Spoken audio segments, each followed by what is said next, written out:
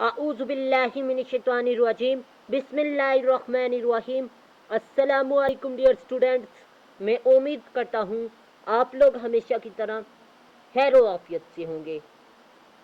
Students, आज की इस इम्पोर्टेंट और इन्फॉर्मेटिव वीडियो में मैं आपको ऑफ रिवेंज, जो कि फ्रांसिस बेकन का मशहूर ऐसे है, इसमें जो बातें उसने डिस्कस की हैं वो इस वीडियो में दिखाऊंगा, यानी समरी दिखाऊंगा। तो काइंडली आप लोगों ने इस वीडियो को लाजमी आखिर तक वॉच करना है और ये समरी उर्दू पर मुश्तमिल होगी। तो काइंडली आप लोग समरी समझ कर इंशाल्लाह इंग्लिश में लिखने के काबिल खुद ब खुद हो जाएंगे। तो काइंडली शुरू करते हैं अपनी वीडियो। तो ये आप देख सकते हैं इंट्रोडक्शन से। सबसे पहले फ्रांसिस बेकन पढ़ लेते हैं कि वो कब पैदा हुए। 1561 में पैदा हुए और उनकी डेथ जो सी है वो 1626 में हुई। फादर ऑफ प्रोज भी कहा जाता है जी, यानी कहानी का जो फादर है या नसर का जो इंग्लिश नसर का जो बानी है वो बेकन है। ठीक है, मैं उम्मीद करता हूँ आपको ये भी अच्छे तरीके से समझ में बात आ चुकी होगी। अब रिवेंज का मतलब है जी बदला, इंतकाम। इंतकाम इंसाफ की वो शक्ल है जो जंगल के कानून में मिलती है। ऐसा माशरा जहाँ इंसाफ का कानून चलता है वहाँ इंतकाम की कोई जगह नहीं होती। वो शख्स जो पहले गलती करता है, इस ऐसे की समरी है जी। ठीक है, जो पहले गलती करता है वो कानून तोड़ता है। ठीक है, मगर वो शख्स जो गलती का इंतकाम लेता है वो खुद कानून को हाथ में लेता है। कानून के अमल को तोड़ने की कोशिश, वो शख्स जो इंतकाम लेता है, गलती करने वाले दोनों बराबर है। वो कह रहा है कि एक ने तो कानून तोड़ा है, दूसरा कानून को हाथ में लेता है, दोनों बराबर हैं। ठीक है, अब वो कह रहे हैं माफ़ी देना बादशाहों का काम है। माजी में किए गए गलती के ऊपर गौर फकर करने का, माजी की जो सी गलतियाँ आप उनको याद कर रहे हैं तो आप हाल और मुस्तकबिल को नज़रअंदाज कर रहे हैं। आप अपना वक्त ज़ाया कर रहे हैं। आप भूल जाएं, आपकी गलतियां जो माजी में हुई उनको भूल जाएं और अपने मुस्तकबिल के बारे में सोचें। ये बात कह रहा है। फिर वो कह रहा है खुशी हासिल करने के लिए आप या तो गलतियां करते हैं या फिर आप माशियत के लिए यानी पैसे के लिए या फिर मकाम हासिल करने के लिए, तीन चीज़ों के लिए आप गलतियां करते हैं। वो अपनी ज़ात से मोहब्बत के लिए खुद गर्जाना का इकदाम करता है कि इंसान अपनी मोहब्बत के लिए भी कर लेता है जी, अपनी ज़ात की मोहब्बत के लिए भी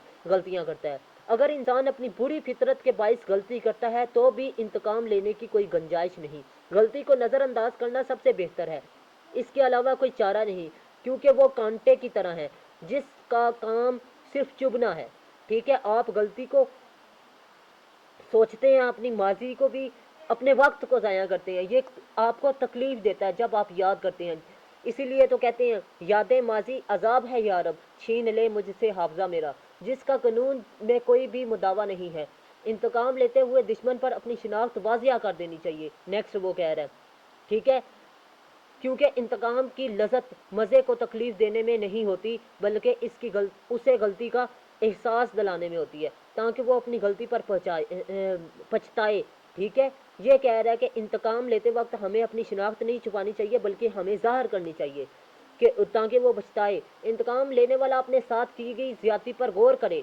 वो मुसलसल सोचे कि तकलीफ़ को ज़िंदा रखता है, वरना तकलीफ़ के साथ अगर इंतकाम का ना सोचा जाए तो ज़ख्म बढ़ जाते हैं। अवाम के खिलाफ की जाने वाली गलती का इंतकाम लेने से तो खुशी और खुशहाली आती है, ऐसा हमें तारीख से पता चलता है। जिन्होंने फ्रांस के हिनरी सोम के कत्ल का बदला लिया और उन्होंने खुशहाली पाई, लेकिन ज़ाती इंतकाम लेने वाले इतने खुशकिस्मत नहीं होते। वो अपनी आइंदा ज़िंदगी में काबिल रहम हालात से दो चार होते हैं, इनका अंजाम चुरेलो सा बुरा होता है। मतलब ये वो कह रहा है कि आप अपने ज़ात के लिए, अपनी ज़ात के लिए इंतकाम ना लें, बल्कि आप इंतकाम आपने लेना है तो आपने ओवरऑल अपने मुल्क, अपने ख़ानदान के लिए लेना है।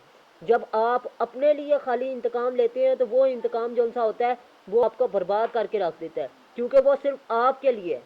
जब आप इंतकाम अपने मुल्क या ख़ानदान के लिए लड़ते हैं या आप किसी ग्रोह के लिए लड़ते हैं तो वो ग्रोह आपका साथ देता है, लेकिन जब आप अकेले انتقام لیتے ہیں تو آپ حقیقت میں اکیلے ہوتے ہیں، جس کی وجہ سے اکیلے ہونے کی وجہ سے آپ پر وہ گروہ جو سا مخالف ہوتا ہے وہ اٹیک کرتا ہے اور وہ جیت جاتا ہے، وہ فتح حاصل کر لیتا ہے، لیکن آپ ہار جاتے ہیں۔ اس وجہ سے ہمیں انتقام صرف اور صرف لینا بھی ہے تو وہ اس صورت میں جب آپ گروہ کا ساتھ دے رہے ہیں، آپ اکیلے میں انتقام نہ لیں۔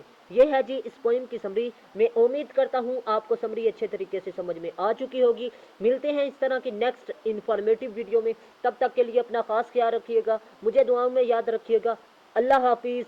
پاکستان زندہ باد، پاکستان پائند آباد۔